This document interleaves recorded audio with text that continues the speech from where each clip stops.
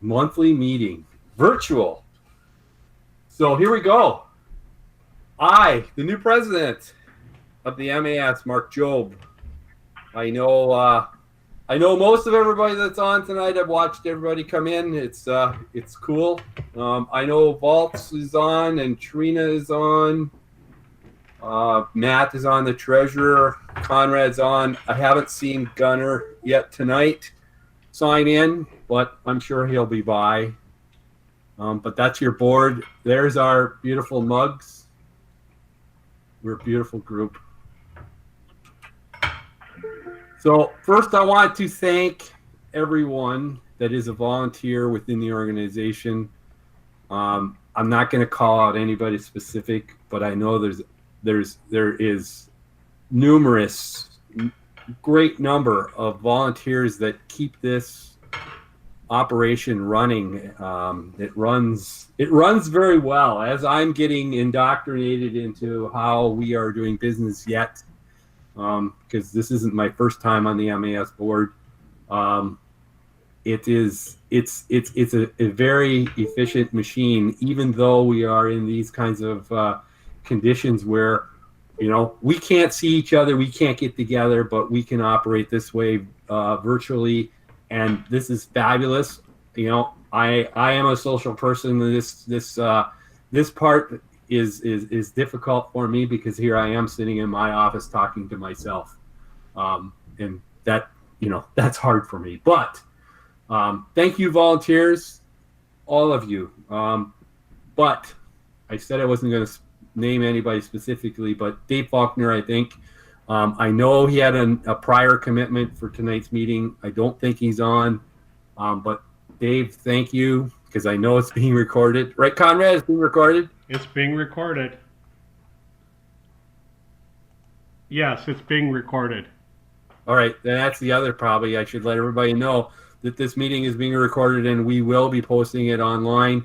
We have our own YouTube channel now, and I'll talk about that in a second. But Dave Faulkner, president for the last 2 years, and I know he was president before Clayton's terms. He was also the Alcon leader and co-chairman with Vaults. He does a lot for our club. It's kind of like if we need a speaker sometimes, then there's Dave. So I know he does a lot of things. I know he does a lot of outreach. And he is the past president. So thank you, Dave. Next slide. Here we go. Treasurer's report. I didn't skip one, did I? Yep. Okay. Treasurer's report. I don't know. It's self-explanatory to me, but I've spent a lot of time with it today, so it looks clear. So I'm gonna turn it over to Matt and let him talk about it. It's my favorite part of the meeting. Yeah. Anyway, so nothing really has changed a lot since last month. I mean, we're reporting basically similar numbers, except for the end of year donations. We've had quite a few. As many of you know, we do matching and stuff for our donations and stuff like that come in I think it's in the last month. So it's quite the surplus there. So our balance is back up to pretty close to what our historical numbers have been.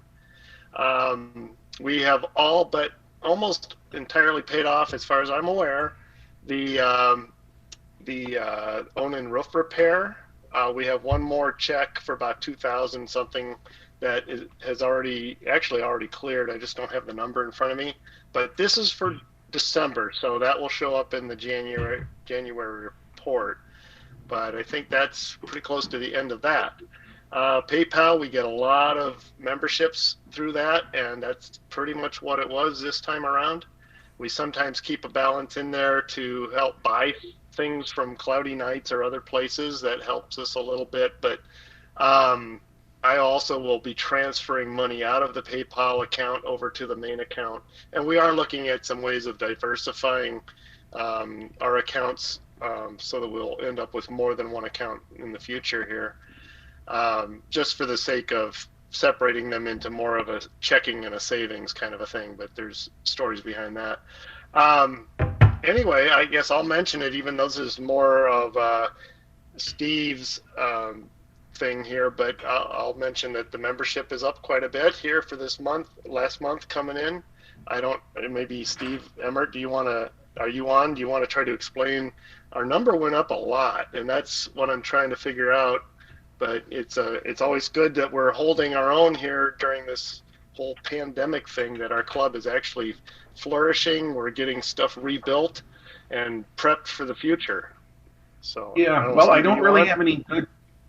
Yeah, I'm on. I don't really have any good hardcore ideas why it's more of a theory, but I think we've actually been the benefit of the COVID-19 pandemic, because people are looking for things to do. So we have had a huge number of new members come in over the last 3 to 4 months, especially, and not too many people dropping off the roles of members. So it's really just been increasing because of that. And I know one of the reasons for it, Anton will be talking about, but a lot of people, it seems like they want to join and then immediately want to use a loaner scope. So I think it's that sort of thing. So hopefully a lot of those people will have joined, they'll have gotten active in the club, and will hang around for a few years.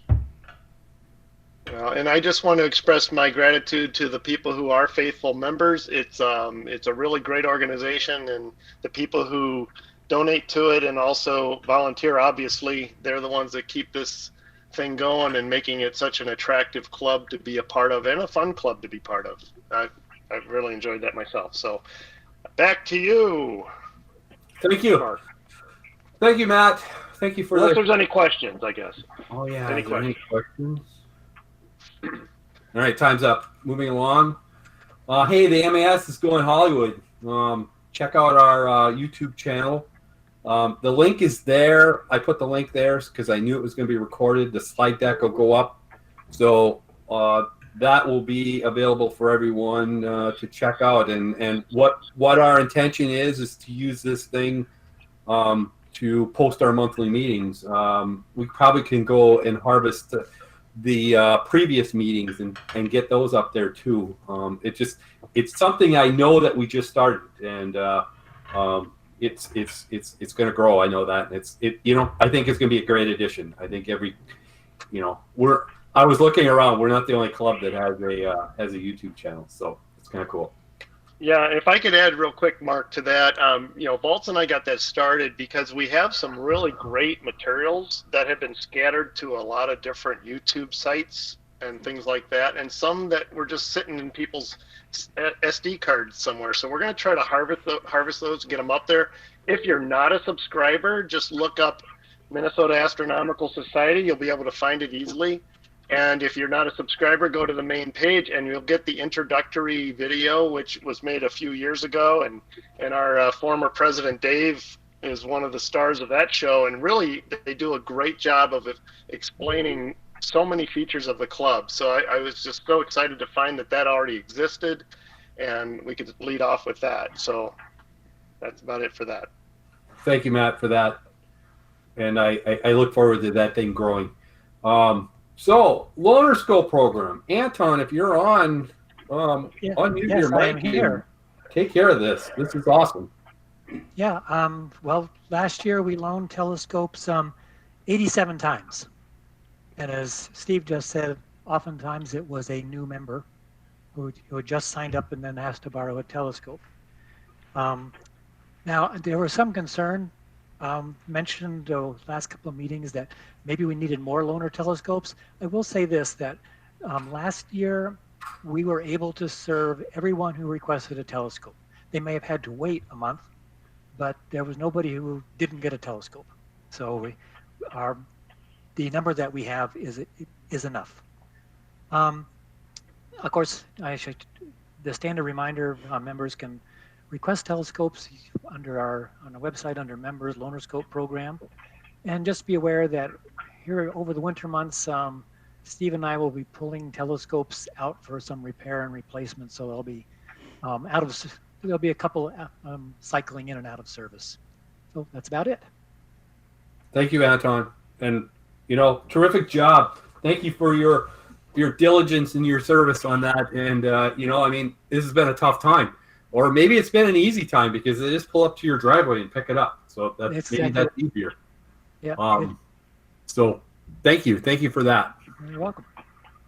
Is there any member that has a question that's on regarding loaner scopes? I would just like to add, thank you, Antone, for taking that over last year. But also, if we got any bigger, we would need 2 people to handle it because it's a lot of work to try and arrange all of that stuff. So if you think we need more, volunteer to help out. Thank you. Hey, Anton, this is Suresh. There was a guy that posted about the loaner program. I think I saw it on the forum maybe a week or 2 ago. Did he ever circle back with you? Did you ever hear from anybody in the last, say, 10 days? I've heard from several people over the last couple days. No, but there's somebody that posted it trying to get some information on it. I just want to let you know. Okay, well, I've had, I don't know, half a dozen people contact me this year already. So I can look at the forum and see if that person was one of them. Okay, thanks.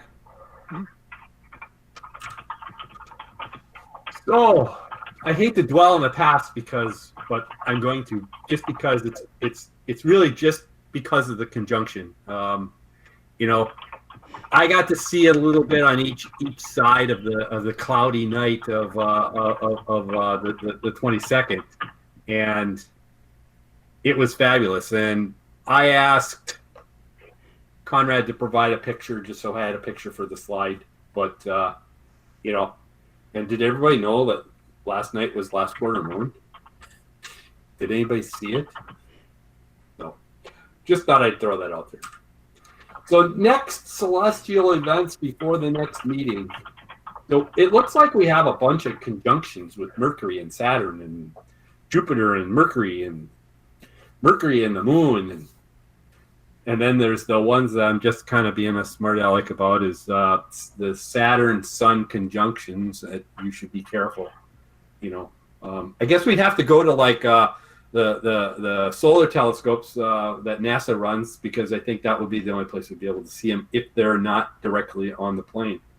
But you know, there's a bunch of things going on. Nothing really as exciting as the conjunction, and maybe that's the big letdown. You know, it must be new moon weekend, as I always like to say, because it's cloudy. So that's kind of the way I look at it. We don't have any star parties coming up in the next month, or even the February. Is Merle on? I'm kind of curious. I had an inquiry about the star party schedule for 2021. I haven't seen one yet, and I don't know if he's posted one. Does anybody know? I haven't talked to Merle. Hey, Mark.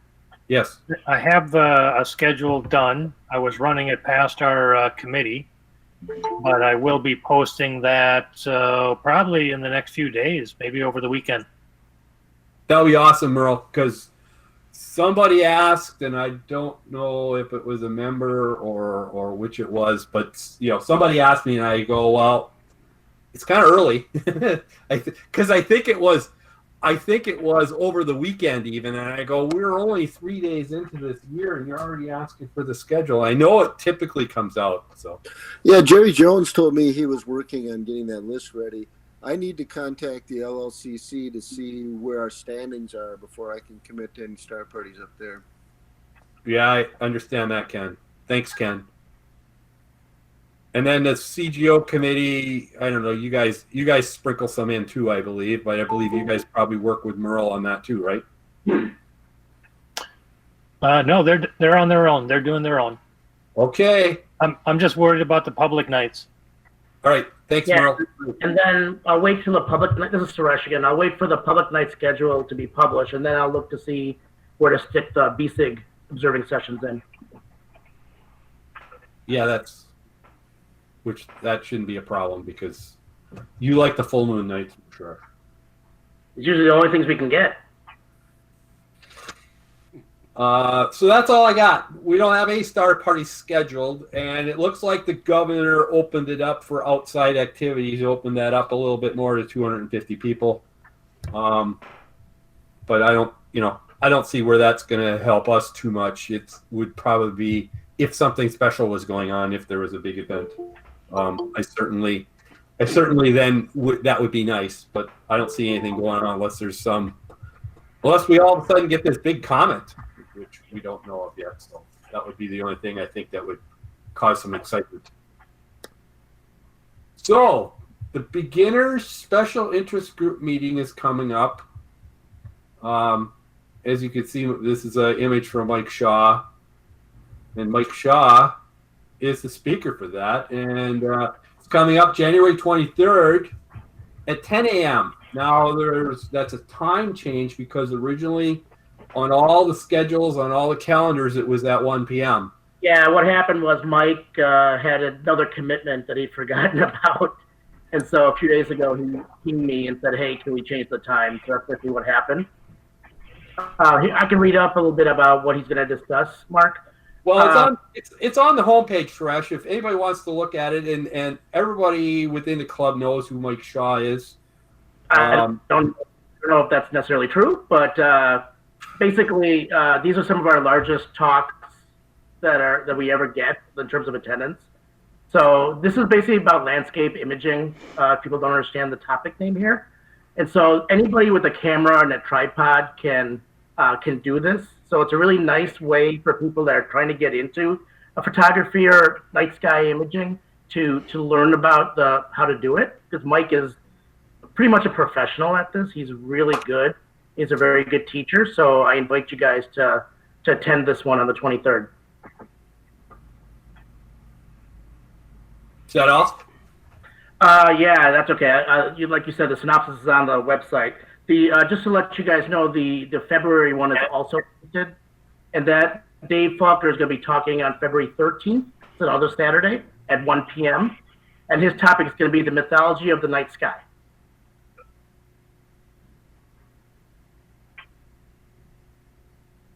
Thank you for posting. Are there any public service announcements?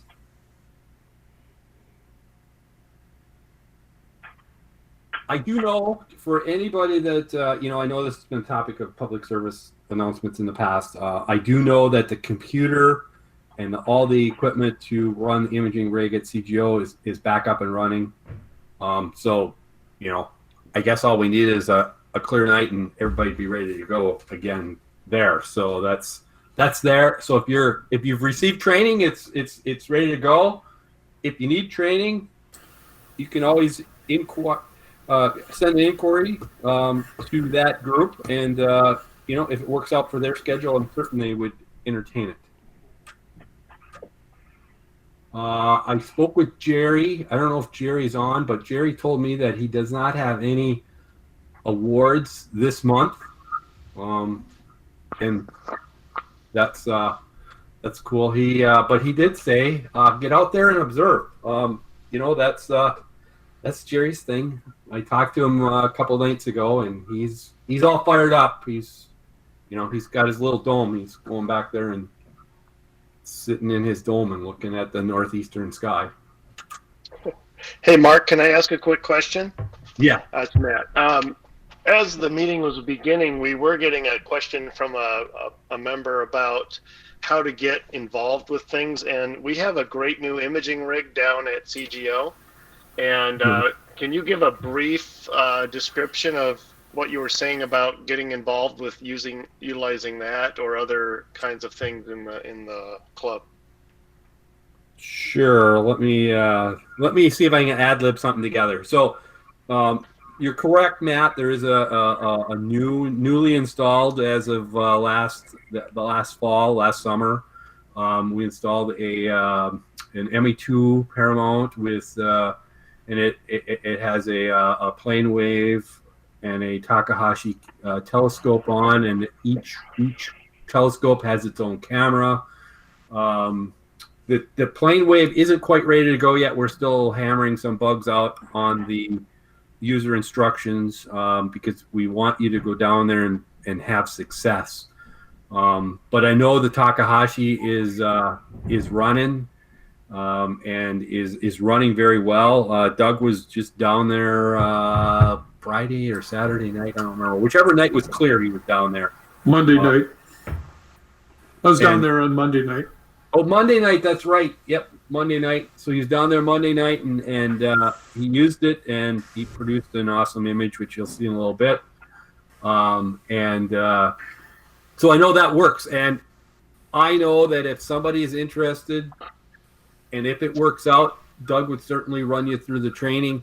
The other kicker behind that is if you're not a key holder for CGO, then you got to convince one of the other leaders of CGO to come down and give you training for the site, so that you can go in there and open up and close up properly to make sure that we take care of everything there. The other sites, I know that there's a schedule that's being worked on for ELO. I've seen that on the forums. I'm not sure if a date has been set, but there's a day coming up sometime probably early spring where there'll be keyholder training at ELO. Other than that, I mean, if there's something specific that somebody is interested in as far as observing or imaging or getting involved, the BSIG is a great place to get started and get involved. You jump in and take your chances, take your time as a volunteer, and that's how you get involved and you find more opportunities within the club, and that's the way I learned, and that's how I got. I was only a member of the club for 2 or 3 years, and all of a sudden I found myself on the board. So that was that was one thing, and look at me today. I am the president. Right. Yeah, that's kind of scary. The point in me saying that was just to make it clear that these resources, and this is one of the pleasures of being on the board, is that I get to hear about all these great things that the club is doing, and these are for the members. Obviously, we do a lot for the outreach to the public and stuff, but these are for members, and so we want to make sure these things get utilized, and so that does involve training, and it does involve coordinating with other people, but we want people to feel welcome to get involved and learn how to use these things and take advantage of the equipment that we've got and the facilities. Absolutely, and that's kind of the line I've heard is, hey, we have all this equipment, let's wear it out so we can buy new stuff. So carrying on, a call for Gemini articles.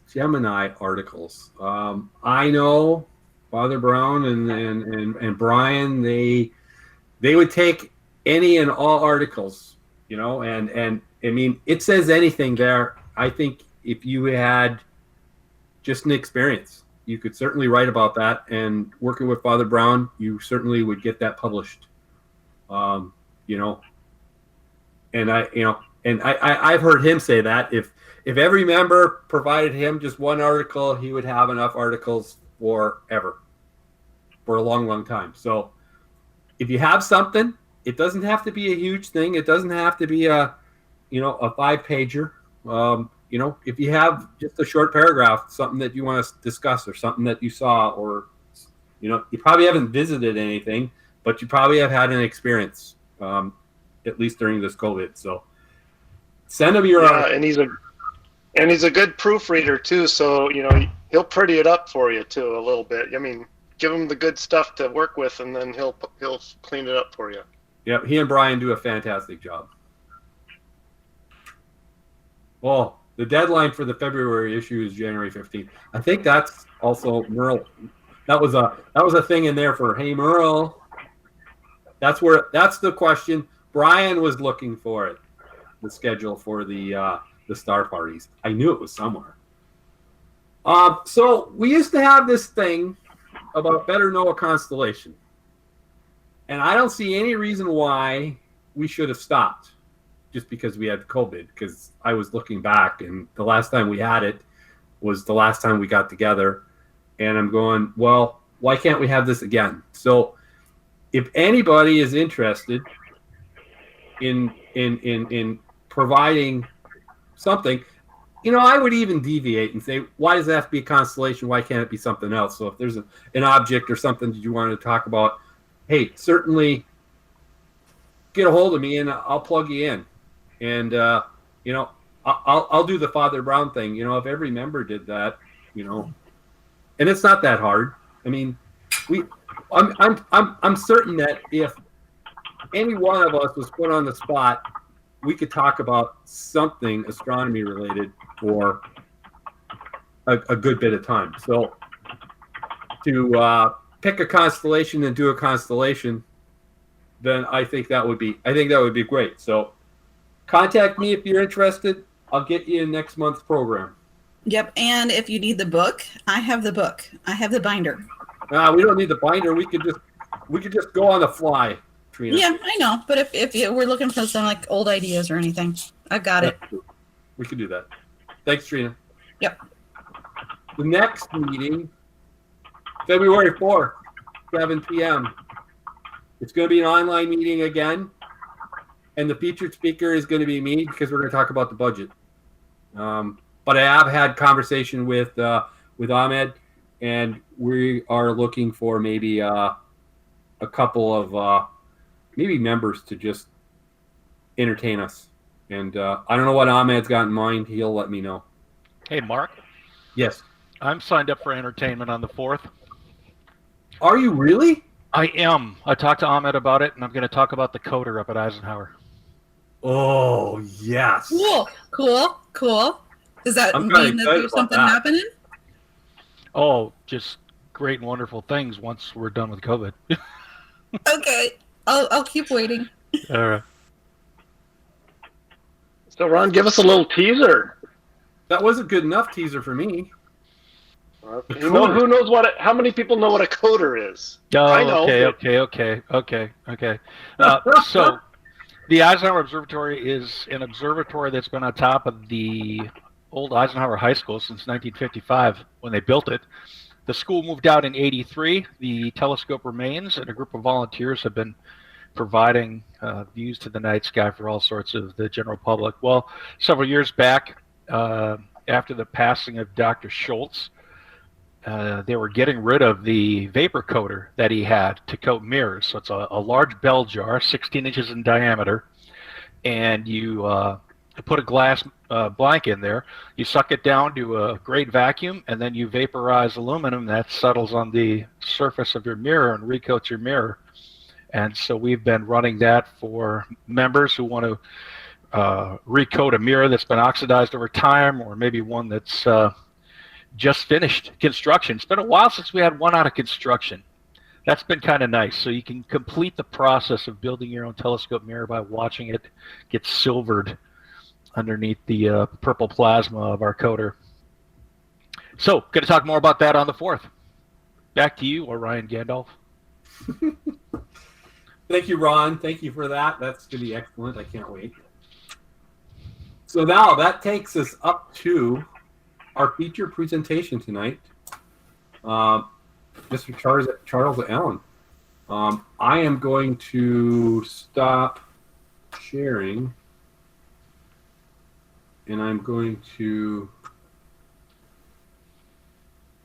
figure out how to stop presenting. Oh, there it is. And there you go. There you go, Chuck. I'm going to turn it over to you. You can introduce yourself and talk a little bit about your background. Chuck, and I know this. Chuck is involved in the management of the Astro League. So that is the introduction. Is we have somebody in our midst from the Astro League tonight, and I'm excited about this. The distance ladder is very interesting. Well, first of all, I want to thank you for the invitation. Back when I was vice president and president of the league before, back in the 90s, I traveled around to about 50 clubs, but I never made it to yours. And I always regretted that because you truly have one of the more exceptional or most exceptional clubs in the country. Extraordinary membership, observatories, equipment, treasury, participation in League Observe programs. And I just wanted to let you know how much we appreciate all the support that you give in the League with conventions and participation in our programs. I do have a couple of things I'd like to say about the League before I begin that may be of importance, we have, of course, a March 31 deadline for most of our awards coming up. This includes the National Young Astronomer Award. If you have high school age students that you know of in schools where you teach or in the club, March 31 is the deadline for submitting under that program. We also have, of course, our Horkheimer Smith and Daria Service Awards for students under 19, service to clubs, public outreach, that sort of thing. And we also have the imaging, Parker Imaging, and the O'Meara Journalism Awards under the Horkheimer program as well. March 31 deadline for all of those.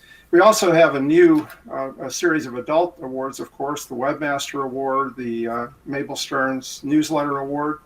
Just nominate someone. Deadline for that's March 31.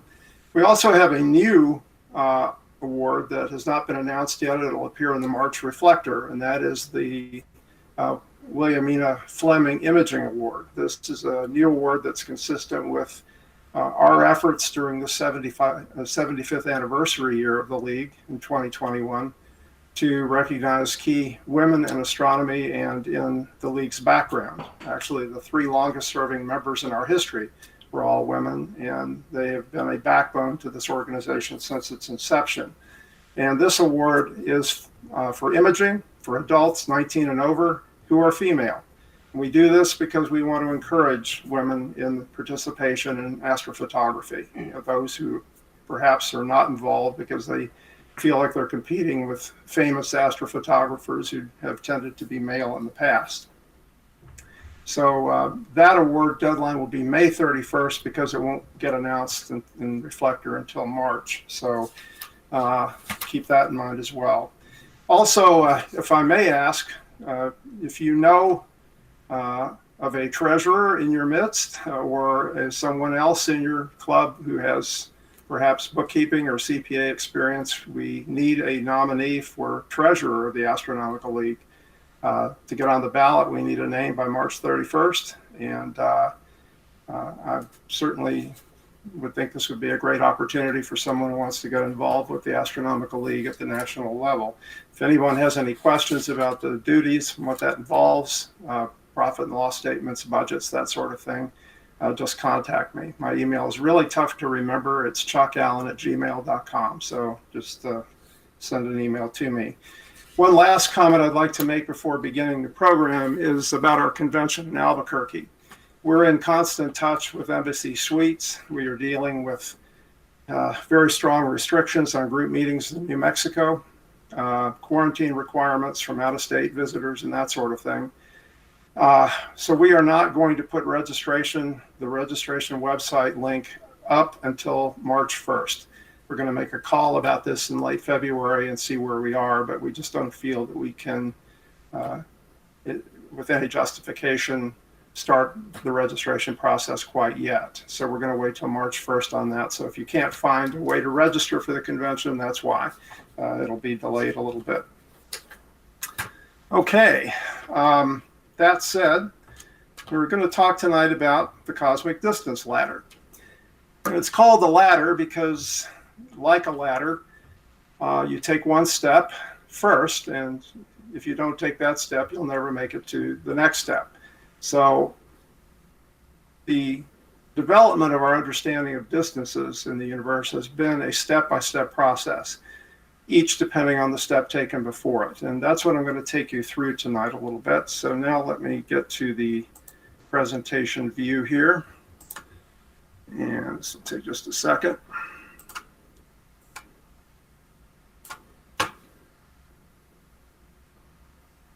Okay. Everybody see this so far? Looking good. Okay.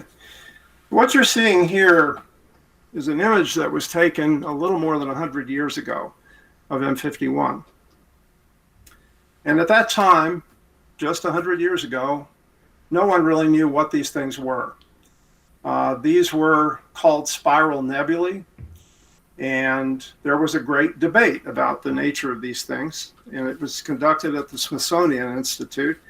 The title of it was The Nature of the Spiral Nebulae, and it involved these two gentlemen on April 26, 1920, Parlow Shapley and Aber Curtis.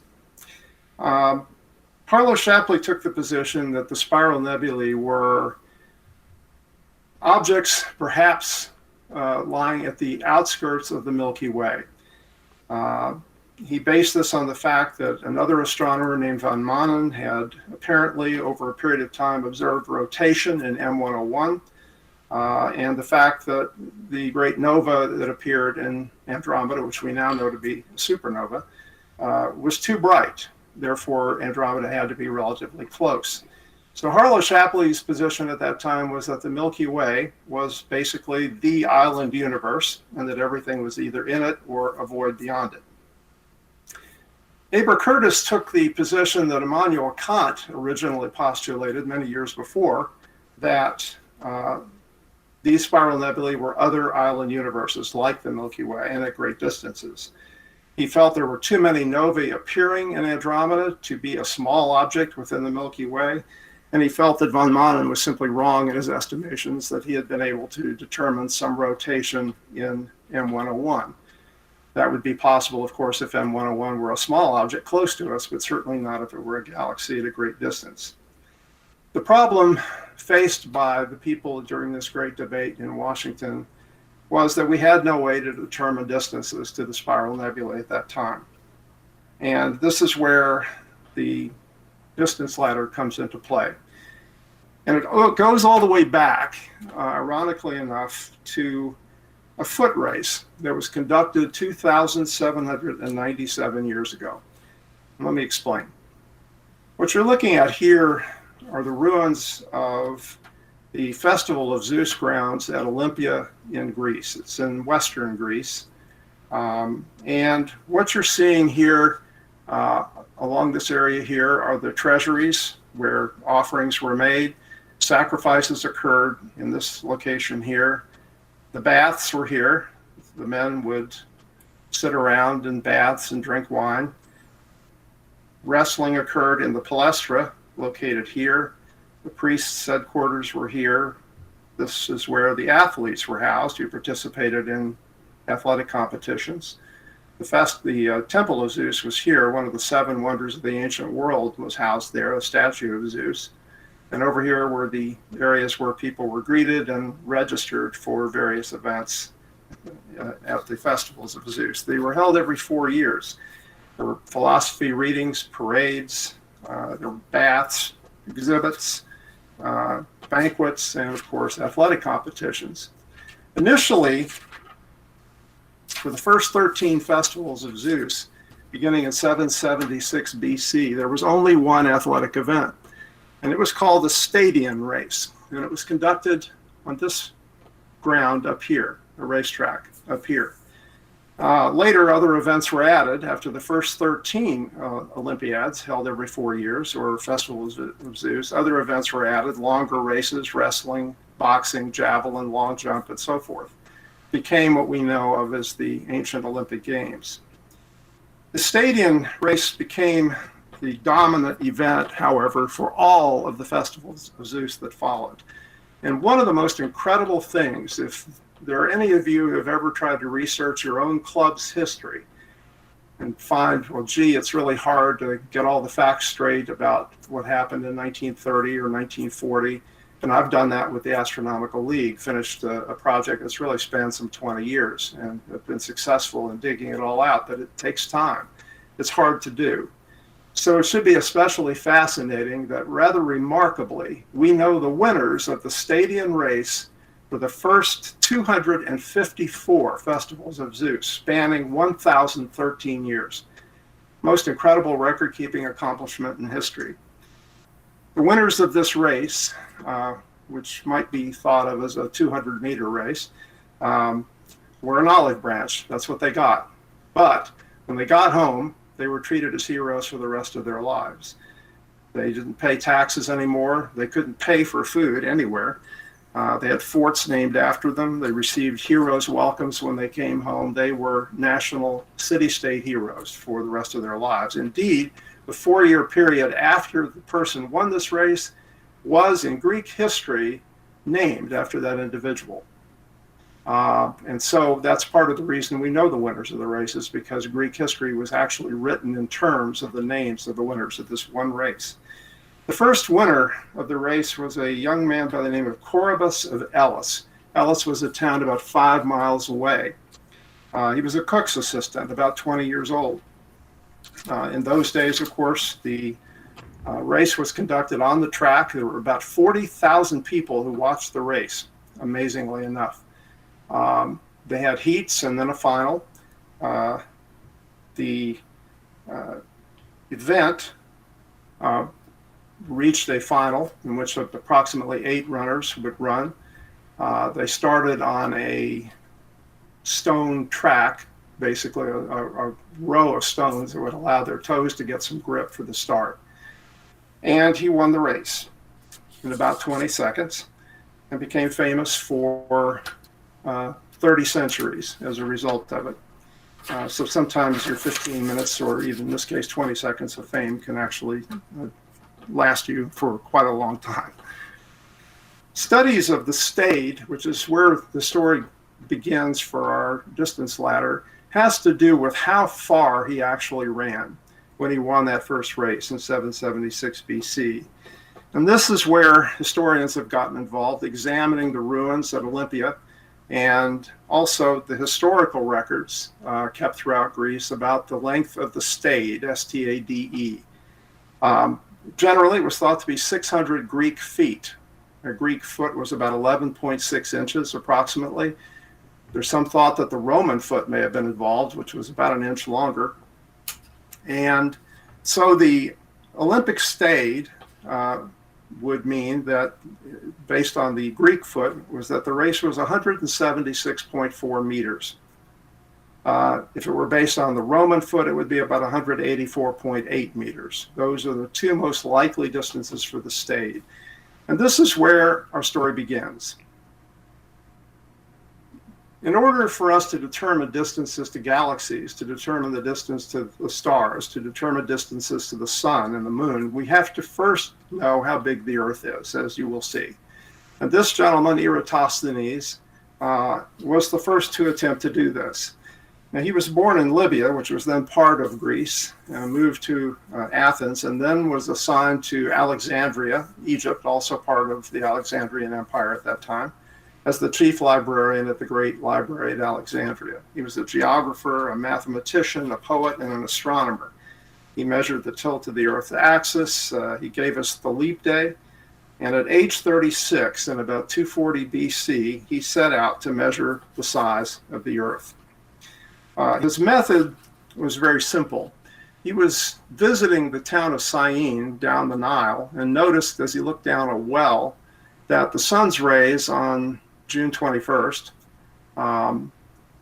were shining directly down the well. It was leaving no shadows whatsoever. And it occurred to him that, believing the Earth is round, that if he went north and observed a well or a stick placed vertically in the ground at a more northerly latitude on June 21st, that it would cast a shadow, that it would be different, as you can see here. And so he ran this experiment. He went back to Alexandria, which was believed then, based on camel travel time, to be 5,000 stadia to the north. And he placed a gnomon, a pole, in the ground and measured the angle of the sun on June 21st. He knew it would be vertical in Syene that day, and he measured an angle of 7 degrees. He believed the sun's rays to be perfectly parallel, and so here you have a line bisecting two parallel lines. So if this is a 7-degree angle here, that means that the 5,000 stadia from Syene to Alexandria represented a 7 degrees arc of the Earth's surface, which means about 1/50th of, excuse me, got ahead of myself here. 1/50th of a circle was 5,000 stadia. This is 1/50th of a circle, about 7 degrees. That meant the entire circle, or the circumference of the Earth, would be 250,000 stadia. And that was the conclusion he reached. Well, this is where the length of the stade gets involved. Was it the Olympic stade that he was using, 176.4 meters? Most likely it was. The second most likely would be the Roman based on the Roman foot, or 184.8 meters. Now, what this gave him, if it was the Olympic stayed, was a circumference of 27,280 miles. Now, the actual circumference of the Earth is just a hair under 25,000 miles. He was just 10% off the actual size of the Earth. The reason there was error, several things. Number one, Alexandria was not due north of Syene. Obviously, if Alexandria had been on the same latitude with Syene, for example, there would have been no shadow there either. Due north, the shadow would have been slightly longer, and hence the circumference would have been less. That was part of the problem. The second problem was the sun's rays aren't exactly parallel. They're pretty close. Also, it turned out Syene was not exactly on the Tropic of Cancer. It was a little bit north of it. And the Earth is somewhat oblate as well. So these all factored into this 10% error that he made. And in 2012, another fellow by the name of Anthony Mara tried this experiment again, this time making all the correct assumptions about the distance to the north, not based on camel travel time and so forth. And he got an answer that was only 0.16% off the correct size of the Earth.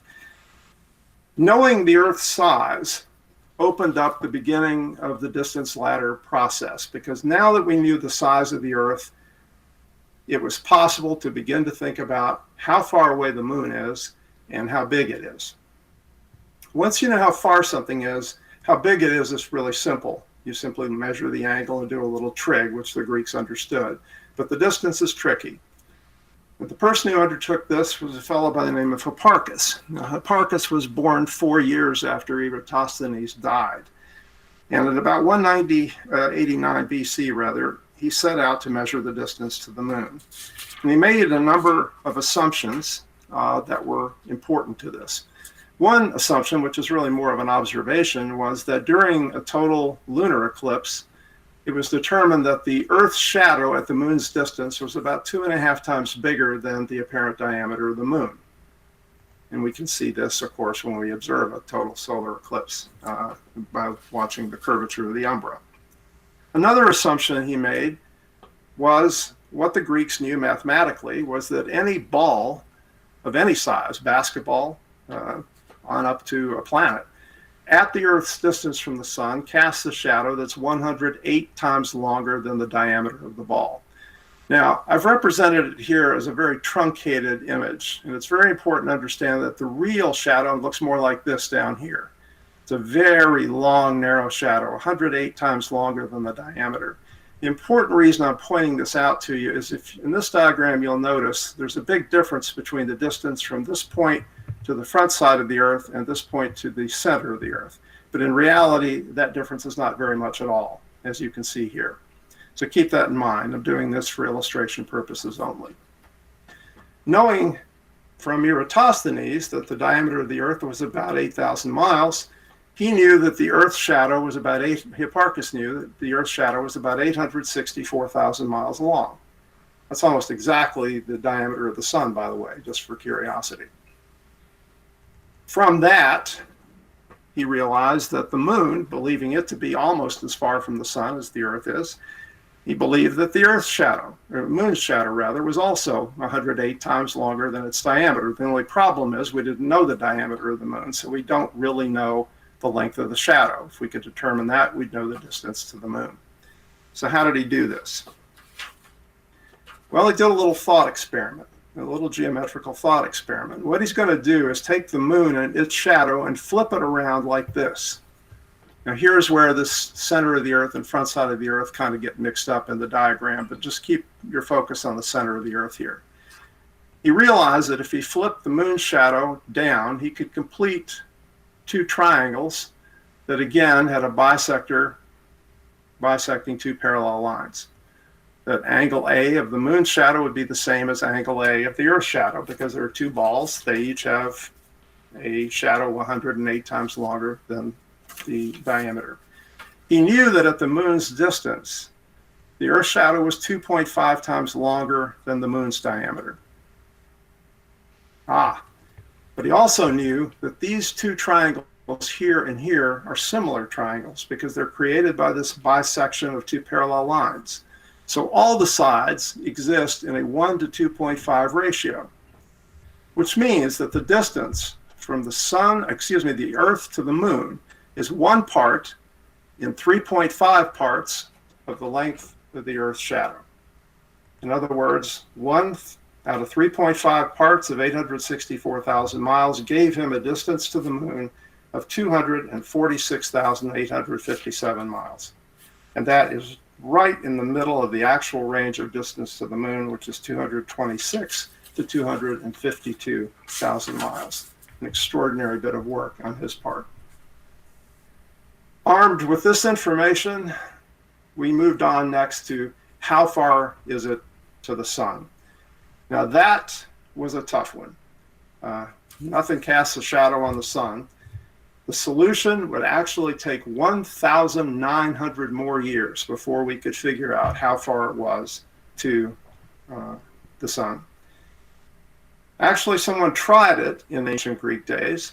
The person who tried it was a fellow by the name of Aristarchus. He came up with an idea of how to determine how much further the sun was than the moon. Aristarchus, as you can see, was a little bit older than Hipparchus, so he didn't know how far it was to the moon. That hadn't been determined by Hipparchus yet. But he did figure that he had a way of determining how much further the sun was in a ratio to the distance to the moon. And his method was this. He said, if I could understand exactly the angle between the sun and the moon at the moment we see the moon at first quarter, which is not at perfectly 90 degrees. At 90 degrees, we see more than half the moon's surface. If he could figure out this angle right here, the moment when first quarter occurs, he figured he could determine the distance. He knew, for example, that the cosine, this is, your high school trig again, the cosine of 80, or whatever angle he got here, would equal this adjacent side over the hypotenuse here. So he just needed the angle. And then he would have the ratio between D and 1. And so he determined this angle to be 87 degrees. Now, it's hard to determine when the moon's right at first quarter. It's very difficult to do. But he tried, and he got 87 degrees, and with that was able to determine that the sun was 19 times further away than the moon. Well, that would put it at 4 million miles after Hipparchus came up with his very accurate distance to the moon, but it's actually really far off. And the reason it's far off is because this angle at the first quarter is actually 89 degrees and 55 minutes of arc, almost 90 degrees, but not quite. And that greatly extends the length of this triangle to the actual distance to the moon. So it was 1900 years before anybody came up with a method for really determining how far away it was. And the person who did that was this gentleman on the left, a Scot named James Gregory. To say this young man was brilliant is a gross understatement. James Gregory invented the Gregorian telescope. He produced the first geometrical proof of calculus. He introduced the diffraction grating and did all of that and determined how to determine the distance to the sun before he died at the age of 36 while showing some students Jupiter in a telescope. He suffered a stroke and died a couple of days later. But in 1663, he wrote down a method of determining accurately the distance to the sun. However, he wasn't able to actually carry out the experiment because it required an event to occur that wasn't going to take place until he would be 123 years old, and he didn't come close to reaching that. And that was a transit of Venus in the year 1761. And the experiment fell to Jérôme Lalande of France to actually carry out, which he did successfully.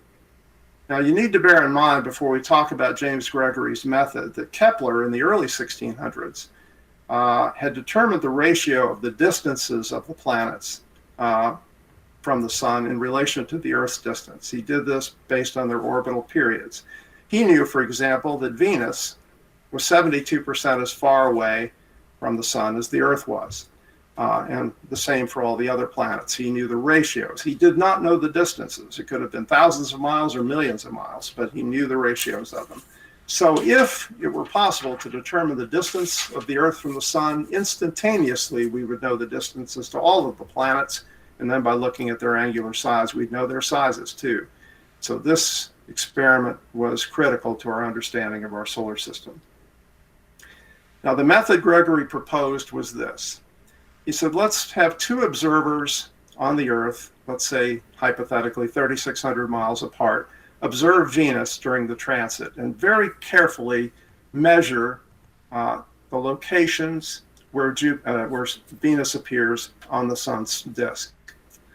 From that, we can determine, of course, as seen from Earth, the angle E that these 2 points appear apart.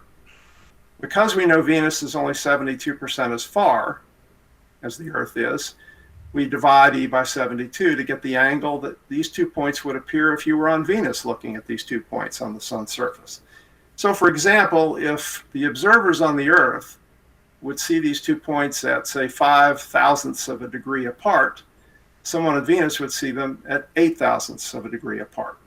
And these angles, of course, are equal here, which means that this angle here would be 8/1000ths of a degree as well.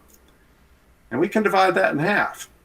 Let's draw a line like this, and it becomes 4/1000ths of a degree with a baseline here of 1,800 miles, and all of a sudden the trig solves the problem again.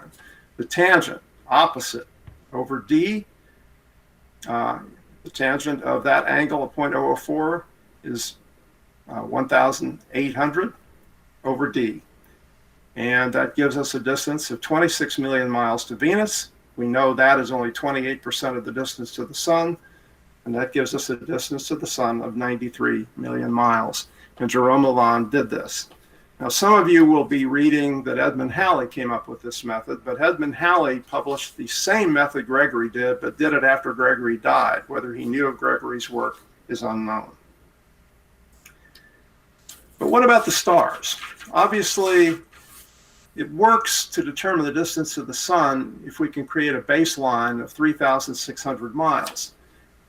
But that doesn't work so well with the stars. They're too far away. We're not going to see any shift of a star at a great distance using a baseline that small. But we have a bigger baseline, of course, and that is the Earth's orbit around the Sun, which has a diameter of 186 million miles. With a baseline that side, and looking at distant background stars, we can see the shift of the position of the bright intervening star against the background. This, of course, is parallax, with which you're all familiar. And that allowed people to determine the distances of stars out to several hundred light years.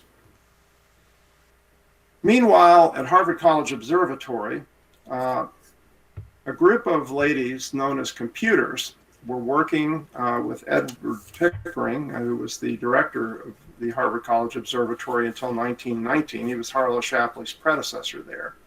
And their job was to record all of the variable star work being done at the observatory. They were estimating brightness in photographic plates and recording light curves. And Henrietta Swan Leavitt, this lady here, was a Radcliffe grad. She was working at the observatory for $10.50 a week, and she was recording data on Cepheid variable stars. She was recording their periods, she was recording their visual magnitudes, and if parallax distance was known, she would record their absolute magnitudes as well. Obviously, in order to determine absolute magnitude, we have to know how far the star is.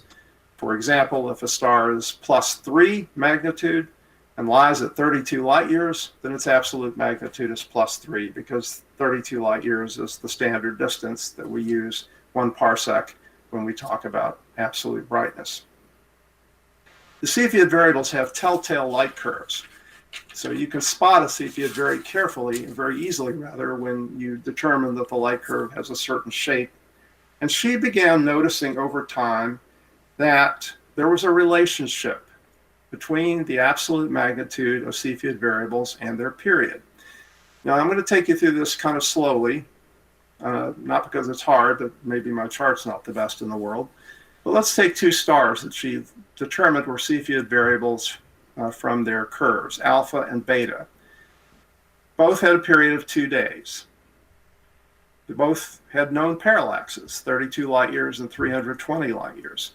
One of them was magnitude +3. The other one, that is 10 times further, had a magnitude of +8. It's 10 times further and 100 times fainter, which is exactly what you'd expect if they had the same absolute magnitude. Move this star beta 10 times closer, it becomes 100 times brighter, which is 5 magnitudes, and ends up being +3, just like alpha. Here's gamma and delta, 2 more stars. They had 4-day periods. Again, 32 light years, 320 light years. Again, a 5 magnitude difference in visual magnitude, giving them the same absolute magnitude. And you can see these charted here. And as she continued to chart them, different periods, she determined that there was a relationship between the period in days and the absolute magnitude of the star. That is the magnitude it would have if it were 32 light years away, 1 parsec away. From this, she was able to create a chart that would allow us to determine the distance to much greater distances, stars at greater distances. Let's take, for example, a star Epsilon that we don't have a parallax on because it's too far away, but it has a 4-day period and it chimes in at a +15 visual magnitude. Well, what do we know about 4-day Cepheid variables? We know they have absolute magnitudes of 0, just like gamma and delta did. So it has an absolute magnitude of 0. But it's 15 magnitudes fainter, 1,000,000 times fainter, which means it's 1,000 times further at a distance of 32,000 light years. This allowed us to determine distances all the way through the galaxy, and indeed she was able to extend her work to the large and small Magellanic Clouds as well. And her work was just in time to solve the great debate between Harlow Shapley and Aber Curtis. Because in 1923, Edwin Hubble was working on the 100-inch telescope at Mount Wilson, a telescope capable of resolving stars in the Andromeda Galaxy. And on October 5th and 6th of 1923, he took this image. The 2016 does not refer to a year. He found a Cepheid variable in Andromeda. And from that, using Henrietta Swan Leavitt's period luminosity diagram, he was able to assess its distance at 750,000 light years. Now, this is short of the actual 2.5 million light year distance, but that was a simple calibration error. Nonetheless, it put Andromeda far outside the Milky Way and made it a vastly large object in space. It was an island universe full of stars at an enormous distance away. Curtis and Kant were right. The spiral nebulae were other galaxies, just like the Milky Way. Shapley was wrong, and basing his thoughts on von Manen seeing M101 rotating over a period of time was simply wrong. The great debate was solved. But Edwin Hubble wasn't finished. After the great debate was solved about the nature of the spiral nebulae, Hubble began noticing something else. He began noticing, by looking at Cepheid variables in Virgo, let's say in nearby clusters and in more distant clusters, that the galaxies that had known Cepheid variable distances that were greater had greater redshifts of the elements that were being observed in those galaxies. Here you see hydrogen and potassium lines. Notice how they're shifted to the red because they're passing through expanding space over a longer and longer period of time. So he was able to find Cepheid variables in some of the galaxies out to pretty good distances and noted the correlation between the distance calculated based on the Cepheid variables and the redshift. Then when he had begun observing galaxies that were too far away to find Cepheid variables, he was able to know, based on his calibration of these closer galaxies, what the redshift meant in terms of distance. And then the process of calibrating that more accurately began. And this started with globular clusters. By doing studies of galaxies determining the brightest and faintest globulars, which appeared to exist in a very predictable range in most galaxies. The redshift distances were able to be calibrated a little more accurately. And then came an even better method, finding type 1a supernovas in distant galaxies. This occurs when you have a white dwarf and a star that becomes a red giant in orbit about one another. And eventually the red giant gets so large that gas begins to accrete onto the surface of the white dwarf. And when the white dwarf reaches a certain predictable mass, it explodes. And these explosions, these type 1a supernova, have a known maximum luminosity, making them kind of a standard candle, which, when correlated with the Cepheid variables in the closer galaxies, the globular clusters, and the redshifts, allow the redshifts to become very accurate measures of the distances to galaxies. We can see these type 1a supernovas in close galaxies, and we can see them in incredibly distant galaxies, sometimes galaxies so far that we can only see the type 1a supernova in the galaxy. So just knowing how far one young 20-something ran back in 776 BC was the first step on a ladder that opened up to us an understanding of distances out to the very furthest reaches of the universe that we can see. The furthest such example is this little galaxy GNZ11 in Ursa Major. GNZ11 is just a tiny, tiny red dot in this image, blown up to a highly pixelized image that you see here. It's a proto-galaxy that existed just 400 million years after the Big Bang, at a time when stars were just starting to form and group together into tiny proto-galaxies like this. It's only 600 light years across, has fewer than 1 billion stars in it. And the light has been traveling to us from GNZ11 for 13.4 billion years. And in fact, in the time that it's taken the light to reach us over those 13.4 billion years, GNZ11 has receded to a distance from us because of the expansion of the universe, such that it is today actually 32 billion light years away, a point in space that's receding from us because of the expansion of the universe at approximately twice the speed of light. It lies beyond our current cosmic event horizon. It lies at a distance such that light leaving there today can never, ever reach us. It can't signal us. We can never signal it. And that's a subject for another talk someday. If you invite me back someday, I can share with you some thoughts on cosmic horizons. But for now, if you're ever near a river, near the border of Elis and Arcadia provinces in Greece, you might ask around about where the tomb of Coroebus was found. And if you happen to have a candle with you, you might want to put it on his tomb. And if it happens to be a standard candle, that would be appropriate too.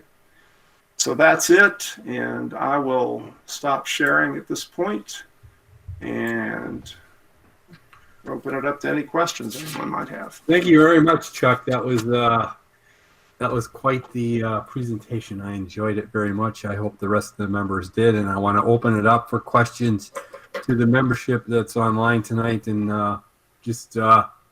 if you have a question, open up your mic and ask away.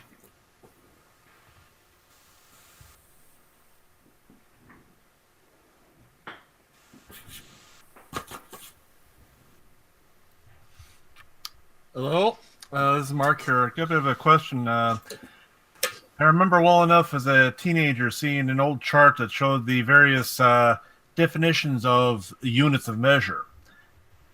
And I seem to remember somewhere along the way that things sort of waffled around by length. One king defined an inch as a measure of a certain number of grains of wheat end to end and such. Yeah. And we know about the cubit, the hand, and all the other fun ones along the way.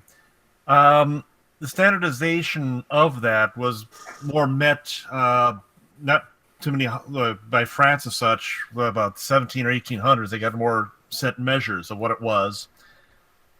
But how do you go with the measures from time past to what we have now and the waffling in between? Well, as I pointed out in one slide, there were 4 different estimates of the length of the state: Persians, Egyptians, the Romans, and the Greeks. And in fact, even within Greece, the racetrack that was used at Olympia for what we now think of as the ancient Olympic Games had a slightly different length than the one that was used at Delphi for runs. So they didn't have a Bureau of Standards in those days. They didn't have a standard meter stick. And obviously what historians have had to do is look at ruins where these racetracks existed. They have also looked at historical records that talk about the distances between towns, and they're listed in stades as well. And then they actually measure the distance between the towns and try to correlate that with how long the stade likely was. There's variation in the length of the stade. The best estimate, if he was using the Olympic stade, he was 10% off. If he was using the Roman stade, he was 15% off. Either way, it's an incredibly accurate measurement when you consider that when Columbus sailed, there were cartographers claiming that the Earth was half the size that it is today. So, I mean, 2,100 years passed, and we devolved in our understanding of the size of the Earth to the point where Columbus thought he had arrived in Asia, when in fact he arrived in the Bahamas. So you're right. There's a lot of waffling. Historians, however, have ways of looking at historical records, distances between towns, and then correlating all those to averages that give them an estimate of the distance. And then the racetrack itself is a pretty good indicator. This is a starting point. A bit of a joke. There was talking the standards. You know about the rod measure rod that surveys used. It was a cute one that some surveyors from England went to India to measure India from north to south, and India shrunk by half. And the some parliamentary member or something said that we lost more land to our surveyors than any conqueror in history. Yep. It's a problem. So I'd like to thank you for this wonderful talk. Thank you. I was impressed by a couple of things. One, that Eratosthenes could measure the angle to 7 degrees and, be within 10% of the actual, number. I guess this is my first question is, what precision do you think they had for measuring angles like that? Could it be that precise? Well, I mean, the Greeks were bright people. They had trigonometry. They had a great understanding of math at the time. They understood how to determine verticality with a plumb. They certainly had the ability to determine angles and did so. So, but 7 degrees to within 1/10 of a degree, that's my protractor can't do that. So and then my next question or query is about recent reports about the distance ladder, and there are some conflicting measurements about the Type 1As. Yeah, and it's because of spin. Can you comment on that a little? Yeah, there's some determination that if the white dwarf, depending on the spin rate of the white dwarf or the red giant, that it can affect the actual brightness of the Type 1A supernova. That's been a problem. Bear in mind, though, that the Type 1A supernova is just one calibration method on a whole list that are being used now. The globular cluster method is still being applied. There's a red giant correlation that's being applied. And so the Type 1A supernova is not the whole ball of wax. But yes, it has been determined that there's some variation in the maximum brightness of Type 1A supernovae. So that method has some wiggle room in it. Yes. But it's a pretty big discrepancy. It's like 10% or so, right? Yeah, it is. Which is why the other methods are filling in for it. And it'll change. I mean, the maximum distance, the age of our universe is based on this. We now have it at 13.82 billion years. And that number has changed just over the last 10 or 20 years, a number of times. The Hubble constant, it has a wide variation in it right now, which affects the redshift, of course. Ranges go from 64 to 73 kilometers per second per megaparsec. But that's dependent on this whole thing. Yeah. Yeah. It is, yeah. I'm not claiming these numbers won't change. Hopefully they won't change a whole lot, but as new methods are determined, there will be some refinement. Any other questions? Hi, Chuck. This is Suresh. Yes. Quick question. I thought I read somewhere recently that there's estimates that the universe can expand out to about 90 billion light years, something like that, before it'll start to contract. Do you have any idea? Nobody knows. Nobody knows. You're into an area now where you're into full cosmological theory. No one knows whether it'll contract.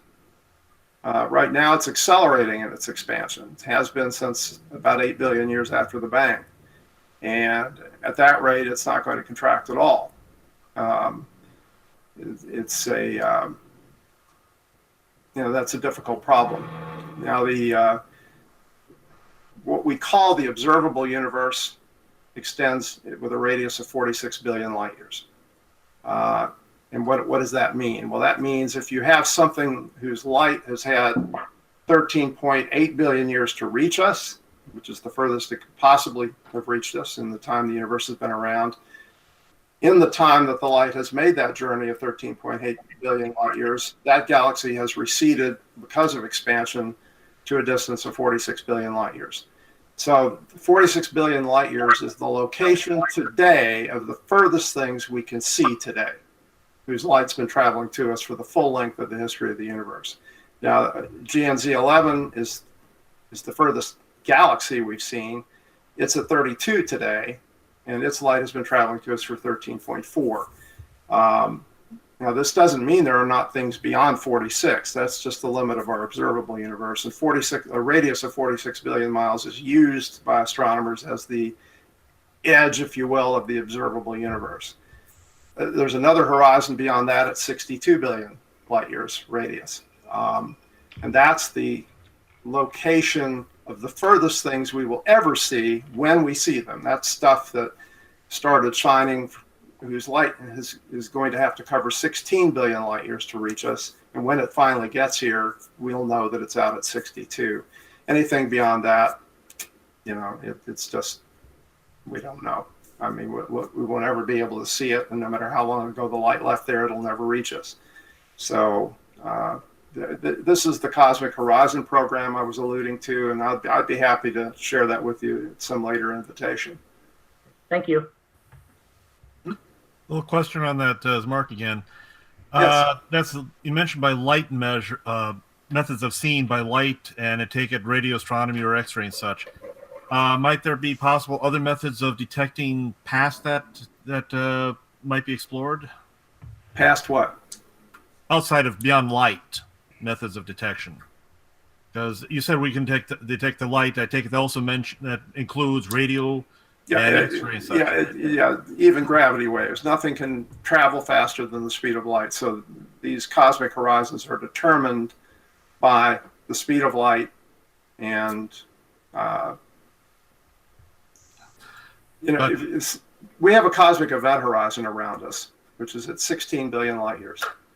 Okay, an event occurring today at 16 billion light years, that light can just barely reach us. Even though at 16 billion light years, we and it are separating at slightly greater than the speed of light, the photons can still make it, but not beyond 16. And beyond 16, everything's unreachable. About 97% of the galaxies you see in these Hubble Deep Field images are unreachable. We can't get a signal to them. They can't get a signal to us today. We're seeing past light that left those galaxies when they were within 16 billion light years. And worse yet, that horizon's moving in on us because as the universe accelerates, the point from which light can reach us gets closer to us. So, it's kind of bad news in that respect. The horizons are closing in slowly. But those are saying in the future, could there be other means of detection that we are not, shall we say, utilizing that could be into that or go beyond that horizon? Well, obviously, they're looking at gravity waves as a means of detection, but that too would be limited by the speed of light. Thank you. I have a question that's a little bit closer in. Okay. Did anyone try to use Mercury as a transits of Mercury as a means of determining the Earth to Sun distance? No. It was proposed to use Venus. I'm not sure Mercury couldn't be used. We certainly had part of Mercury's problem would have been its highly elliptical orbit. That would have been a bit of a problem, but I don't think that's the reason why it was ignored. I think the proposal that was made by both Gregory and Halley involved Venus, and it would be interesting to know why they didn't consider Mercury. But isn't it true that Copernicus used Mercury to determine the sun was the center of the solar system? I mean, maybe that's what he's thinking here.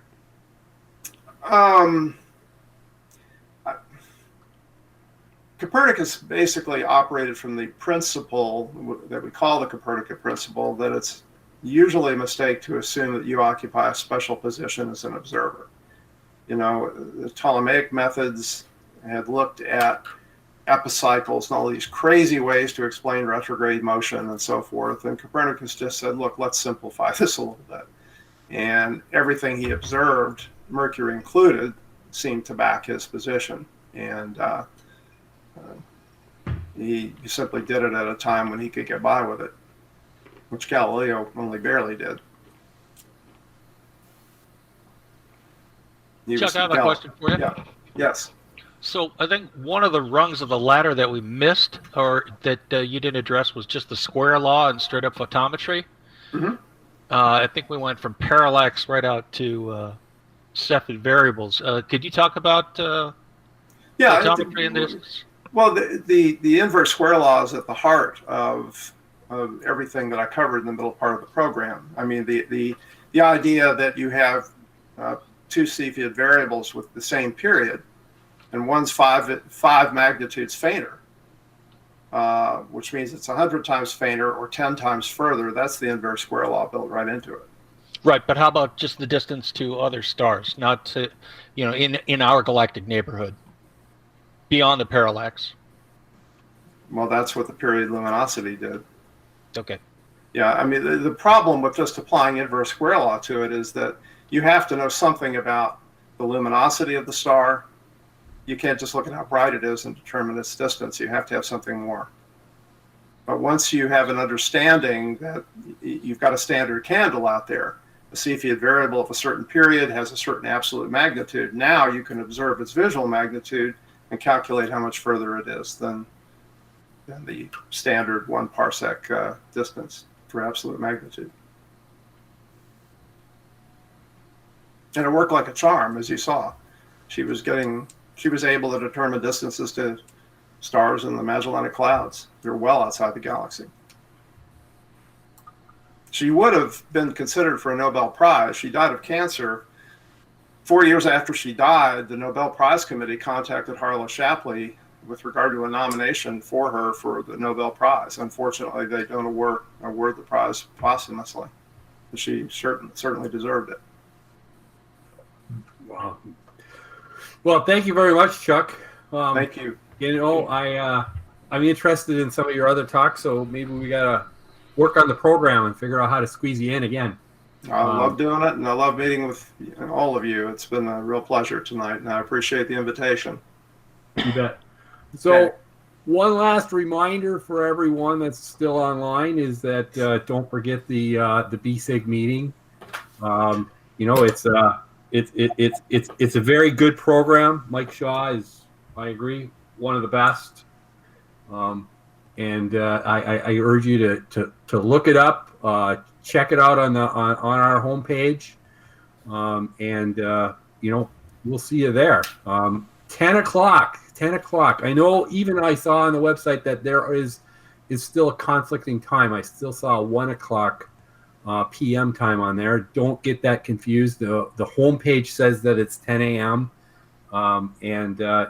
You know, I'd like to say get there early so you get a good seat. Well, maybe that's not a bad idea. So thank you, everyone. Next meeting, February 4th and 7 p.m. I look forward to seeing you. And thank you, everyone. Okay. Thanks, everybody. Thanks, Ken. Okay, Nice bye. talk, Chuck. Thanks, Bye. Chuck. Thank you. Okay. So. Subscribe.